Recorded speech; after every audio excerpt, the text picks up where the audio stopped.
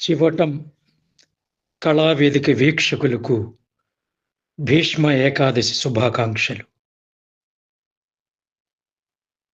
ధర్మరాజుకి భీష్ముడు చెప్పిన చిలుక కథ. పగ ఎప్పటికీ మాసిపోదు. పాండవులతో పోరు వల్ల వినాశనం తప్పదని రారాజు దుర్యోధనుడికి కురుకుల యోధుడైన భీష్ముడు హితబోధ చేసిన అతడు వినిపించుకోకపోవడంతో అయిష్టంగానే యుద్ధంలో పాల్గొన్నాడు. భీష్మ పితామహుడు మహాభారతంలో అత్యంత శక్తివంతమైన ప్రధానమైన వ్యక్తి. ఆయన అసలు పేరు దేవవ్రతుడు. దేవలోకంలో ఇంద్రుడు శ్రీ మహావిష్ణువుకు సహాయంగా ఉండే శక్తివంతమైన వారు. అష్టి వసువులలో భీష్ముడు ఒకరు. అష్టవసువులు అంటే మహాభారతం ప్రకారం సాక్షాత్ బ్రహ్మ ప్రజాపతి పుత్రులు. ప్రకృతి తత్వానికి ప్రతీకలు. ధర, అనిల, అనల, అహ, ప్రత్యూష, ప్రభాస, సోమ, ధ్రువులు వశిష్ఠుని శాపంతో మానవులుగా జన్మించిన ఈ 8 మందిలో భీష్ముడు తప్ప మిగతా 7 పుట్టిన కొద్ది కాలానికే దేవలోకం చేరుకున్నారు. కురుకుల యోధుడైన భీష్ముడు తన తండ్రి కోసం ఇచ్చిన మాటకు కట్టుబడి ఆజన్మాంతం బ్రహ్మచారిగా ఉండిపోయాడు. పాండవులతో పోరు మంచిది కాదని దుర్యోధనుడికి హితబోధ చేసిన అతడు వినిపించుకోకపోవడంతో అయిష్టంగానే యుద్ధంలో పాల్గొన్నాడు. అధర్మపక్షాన నిలబడి ధర్మంతో పోరుకు సిద్ధపడినప్పుడే భీష్ముడు మరణాన్ని స్వాగతించాడు. అదే తన అసమర్థతకు శిక్షని భావించాడు. కురుక్షేత్ర సంగ్రామం తర్వాత మార్గశిర మాసంలో అంపశయ్య మీదకి చేరుకున్న ఉత్తరాయణ పుణ్యకాలం వచ్చే వరకు తన మరణం కోసం వేచి చూశాడు. అంపశయ్య మీద ఉన్న భీష్ముడు పాండవులకు, ముఖ్యంగా ధర్మరాజుకు రాజధర్మం, రాజనీతి గురించి అనేక విషయాలను తెలియజేశాడు. లౌక్యం, రాజపాలన గురించి భీష్మ పితామహుడు చేసిన ఉపదేశాలు కాలం మారినా విలువను మాత్రం కోల్పోలేదు.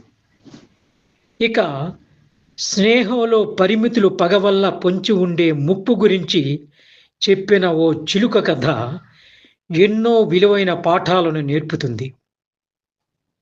బ్రహ్మదత్తుడనే రాజు చిలుక స్నేహం గురించి ధర్మరాజుకు వివరించాడు.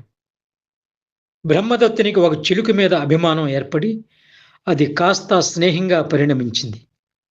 ఆ చిలుక బ్రహ్మదత్తునికి సమీపంలోనే నివసిస్తూ ఉండేది. కాలం సాగుతుండగా ఆ చిలుకకి ఒక కుమారుడు జన్మించాడు. బ్రహ్మదత్తుని కుమారుడు ఆ చిట్టు చిలుకతో ఆటలాడుకునేవాడు. అయితే ఒకరోజు చిలుకతో ఆటలాడుతున్న రాకుమారుడికి దానిపై కోపం వచ్చింది. అంతే, దానిని తన చేతులతో చిదిమి ప్రాణాలు తీశాడు. ఆ దృశ్యాన్ని చూచిన చిలుకకు గుండె మండిపోయింది. కోపం ఆపుకోలేక తన గోళ్లతో అతని 2 కళ్ళను పొడిచింది. దీంతో రాకుమారుడు చూపుపోయి అంధుడిగా మారిపోయాడు. చిలుక అంతటితో ఆగకుండా రాజు దగ్గరికి వెళ్ళి ఆ విషయం గురించి చెప్పింది. రాజా, నీ కుమారుడు నా బిడ్డను చంపి తప్పు చేశాడు. అందుకు ప్రతిఫలంగా నేను అతడిని కళ్ళను పొడిచి గుడ్డివాడిని చేశాను. ఇందులో నా తప్పేమీ లేదు. అయినా ఇక మీదట నేను ఇక్కడ ఉండలేను అని చెప్పింది. చిలుక మాటలు విన్న రాజు, నువ్వన్నది నిజమే. జరిగిన దానిలో నీ తప్పేమీ లేదు. రాజకుమారుడు నీ కొడుకుకి హాని తలపెట్టాడు కాబట్టి ఫలితాన్ని అనుభవించక తప్పలేదు. మరి అలాంటప్పుడు నన్ను వదిలి వెళ్లాల్సిన అవసరం నీకేమొచ్చింది? అయిందేదో అయ్యింది. దయచేసి ఇక మీదట కూడా నాకు మిత్రుడిగానే ఉండు అని అర్థించాడు. దీనికి చిలుక బదులిస్తూ, రాజా, నేను నీ కొడుకుని అంధుడిగా మార్చేశాను. కాబట్టి నీలో నా మీద పగ ఏర్పడి తీరుతుంది. ఇది 4 రకాలుగా ఏర్పడే అవకాశం ఉంది.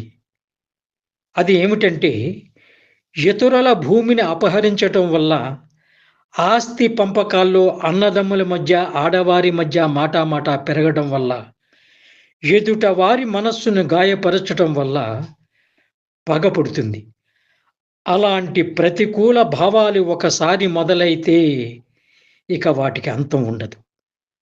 అలాంటి విద్వేషపూరిత వాతావరణంలో ఎవ్వరినీ నమ్మడానికి వీల్లేదు. నేను నీ కొడుకుకి అపకారం చేశాను కాబట్టి నీలో నా మీద విద్వేషం మొదలయ్యే ఉంటుంది.